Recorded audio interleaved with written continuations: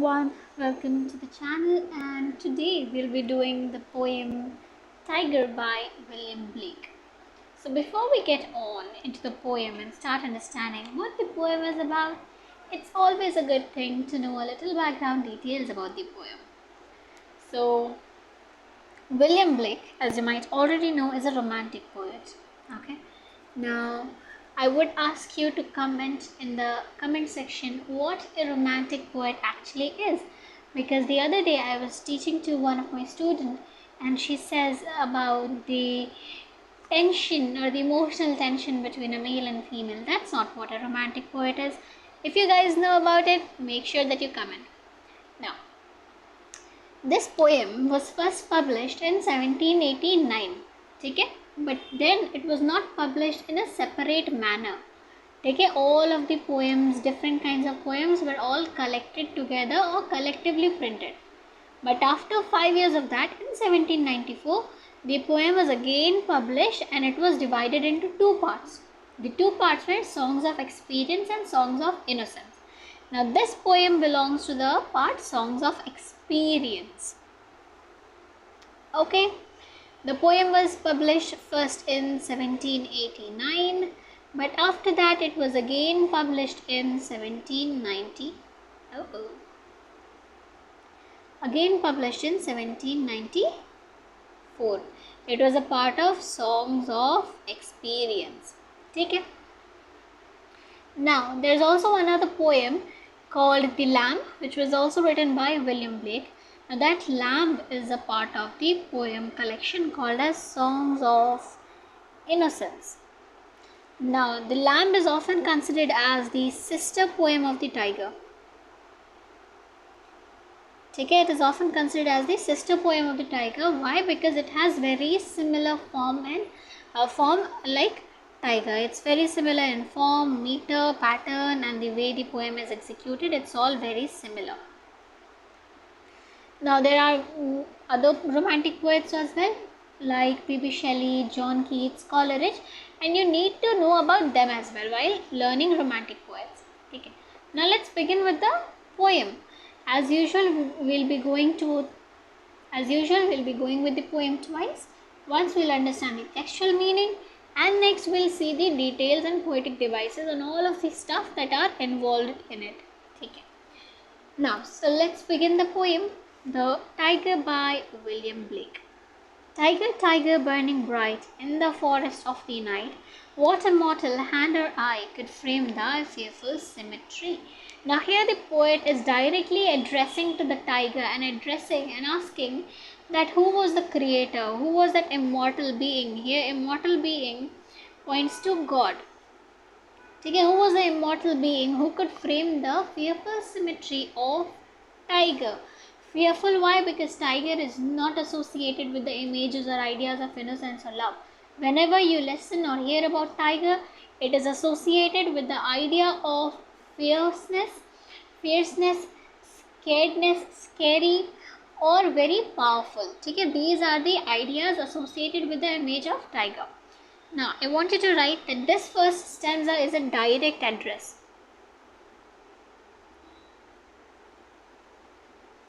Is a direct address to tiger. Okay, this poem is a this particular stanza is a direct address to the tiger. Now, in the next stanza, which is stanza number 2, the poet says, in what distant deeps or skies burnt the fire of thine eyes? On what wings dare he aspire? What the hand dare seize the fire? Now here he is saying कि वो कौन सा जगह था दूर आसमानों में या ज़मीन के तह में जहाँ पर उसकी आँखों का जो फायर है उसको जलाया गया था. Now by fire it doesn't mean कि एक्चुअल में फायर जलाया गया था. It means the color of the eyes of the tiger. ठीक है? Because the tiger's eyes are very fierce, bright and yellow in color. That's why it's called as the fire of thine eyes. Next he says, on what wings dare he aspire? He means कि बनाने वाले का ambition क्या था कि he even dared to seize that fire with his hand. ठीक है? That's what he is saying in the second stanza. Now I want you to write across the second stanza. It's about the place where it was created. Place where it was created. Okay?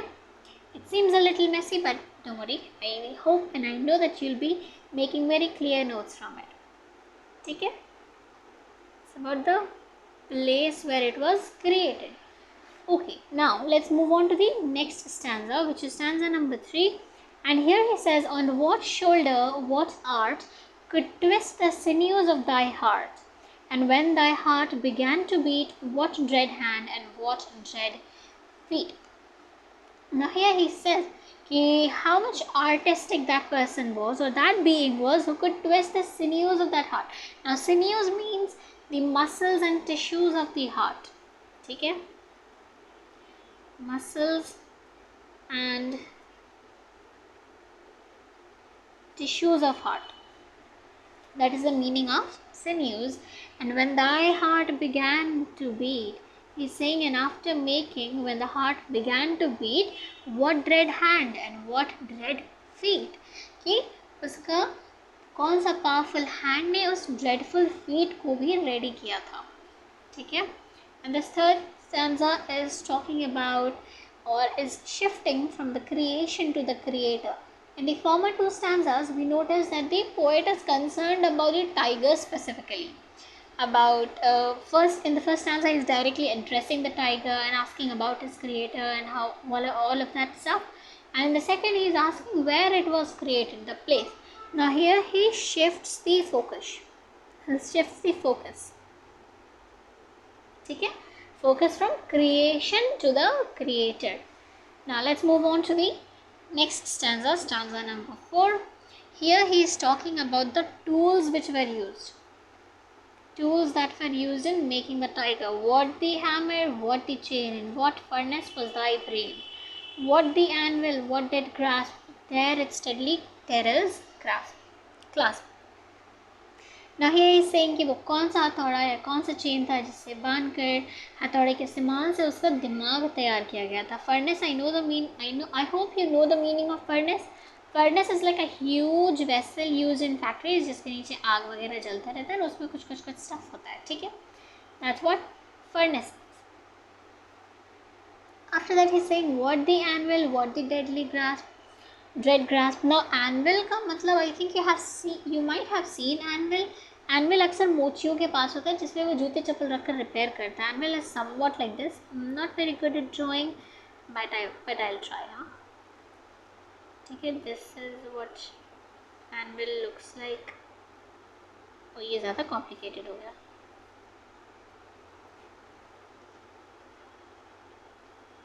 ऐसे होता है. इस वाले part पे वो जूते चप्पल को रखकर उसको ठोक पीट करके वो रिपेयर करता है. ठीक है. This is anvil. In the next stanza, he is talking about when the stars threw down their spears and watered heaven with their tears. Did he smile his work to see? Did he who made the lamp make thee? Okay, here he is talking about the reaction of the creator. About the reaction of creator. कि creator का बनाने के बाद क्या reaction था? How did the creator feel after making the tiger? Now I want you to remember these two lines and keep this in mind. The lines are when the stars threw down their spears and watered heaven with their tears. Keep this in mind. We'll be coming back to this and I'll explain you the appropriate meaning of this one. Now he's also creating a cross reference here to the poem The Lamp, which is considered as the sister poem. यहाँ पर इसका वो paradox की तरह भी इस्तेमाल किया गया है. ठीक है. वाई? क्योंकि जब टू ऑपोजिंग आइडियाज़ को एक साथ प्लेस करके यूज़ किया जाता है, that's called as the paradox. Lamp का इमेज जो है it's very contrasting from the image of tiger. जहाँ पर लैम्प का इमेज इनोसेंस से एसोसिएटेड है, वहीं पे टाइगर का इमेज जो है वो फियर्सनेस से और स्कैर्डनेस से एसोसिएटेड है. ठीक है. So this is a paradox made by the poet here. Okay. Now the last stanza of the poem. Tiger, tiger, burning bright in the forests of the night, what immortal hand or eye dare frame thy fearful symmetry? Now you might notice that this last stanza and the first stanza are almost identical with just a change in a single word. In the first stanza, the word uses could, and in the last, it's dare. Okay? Now, in the first stanza, the poet is asking about the capability.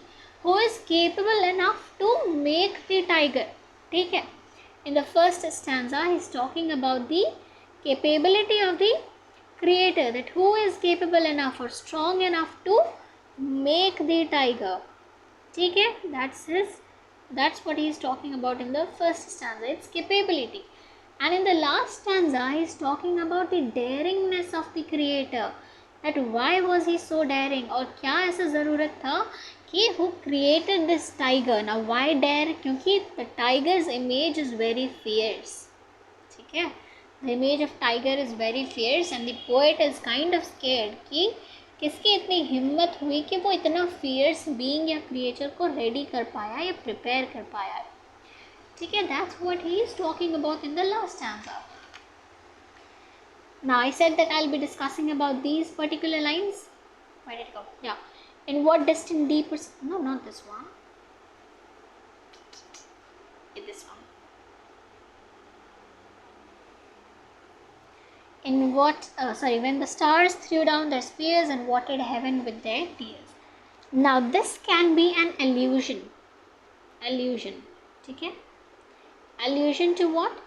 Allusion to John Milton's Paradise Lost. ठीक है? This can be an allusion to Milton's Paradise Lost. Now what is Paradise Lost, or what does it talk about? In Paradise Lost, Milton talks about the fallen angel Saturn, about how he was kicked out of heaven and how he landed in hell, and वहाँ पे कौन सी conspiracies वगैरह हो रही थी. All of that he talks about in Paradise Lost. So यहाँ पर stars का literal meaning तो star सितारे हैं, but actual जो meaning यहाँ पे it can be the fallen angel Satan. ठीक है, यहाँ पे stars का मतलब Satan हो सकता है जो अपने भालों को फेंक रहा है. And watered heaven with their tears, here it might mean the tears of Satan and the other fallen angels. ठीक है, and the jealousy that they are having कि God ने कुछ और creature को create कर लिया है, and he is even happy, or he might be happy after seeing the work he has created. ठीक है, this is it. Now we'll go back once more till the end, find out the other poetic devices and stuff that are involved in this poem. Now the first one and the first line that I want you to notice is the repeated use of tiger. This immediate use of repeated words, this immediate use or repetition of words is called as epizeuxis. Epizeuxis. EPIZEUXIS. ठीक है, this is what the immediate repetition of any word is called, which is what we see here in the poem Tyger. ठीक है, this is epizeuxis. Next we have alliteration. Now alliteration is the repeated use of consonant sound. Here you can see burning may be, bright may be. This is a repetition, this is an alliteration. ठीक है, this is alliteration. Now next we have in the next line forest. Now यहाँ पर forest का मतलब ये भी हो सकता है literal forest, and apart from that it can also mean the dark deep consciousness of human beings. ठीक है, dark consciousness of human being. This can also be a symbolic meaning of the forest. Now in the last line, see it's written could frame thy fearful symmetry. Now यहाँ पर ऐसा तो है नहीं कि poet is expecting an answer. ठीक है, हर वो क्वेश्चन जिसका आंसर एक्सपेक्ट नहीं किया जाता उसको रिटोरिकल क्वेश्चन कहते हैं, and this is what it is. This is a rhetorical question. ठीक है, this is a rhetorical question. हर वो क्वेश्चन जिसका आंसर एक्सपेक्ट नहीं किया जाता is called as the rhetorical question. In the next line also you can see the use of alliteration, distant deeps. ठीक है, and this one I want you to note down, means ambition, nothing more in this paragraph. This also uses the use of rhetorical question. Rhetorical question is one of the prominent devices used, and it is very much occurring again and again in the poem. Now in the third paragraph also, third stanza also, we do not have any specific poetic device used. You can again see the use of rhetorical question, that's it. And if you want, you can note down the meaning of sinews as well. Sinews means the muscles and tissues of heart. Okay. Again in the next stanza there is use of rhetorical question thrice, fourth times, and there is also the use of alliteration, D and D. You can see 3. Okay, next we have the allusion here in these 2 lines. Allusion as well as cross reference also, you can see cross reference is made here with the lamb. And that's it. In the last stanza also, you just have the use of a rhetorical question, nothing else. Now that's it. I will just end the video now with telling you the theme of the poem. The themes of the poem is creation, origin, and God as well, because the poem is constantly asking the questions to the tiger of who his creator was. Now creator is when the creator is inquired about, you can also say that the origin of humanity or anything is also being taken into consideration. Okay, that's what he is talking about. Now let's see about the rhyme scheme of this poem. The rhyme scheme of this poem is very easy to bring out, because the words are very rhyming and easily you will be able to make out. Now bright is A, night is A, I is B, symmetry is B. I'm not going to explain how to take out the rhyme scheme, because I hope that you will be knowing how to take out the rhyme scheme. But if you do not know how to take out or establish a rhyme scheme of a poetry or anything, you should comment me in the comment section. I'll make a separate video which will be short one, because rhyme scheme is not very difficult to understand. So I'll make a short video on how to establish the rhyme scheme of any poem. So that's going to be it for today. I hope you'll take care of yourself, your family, and this is me signing off.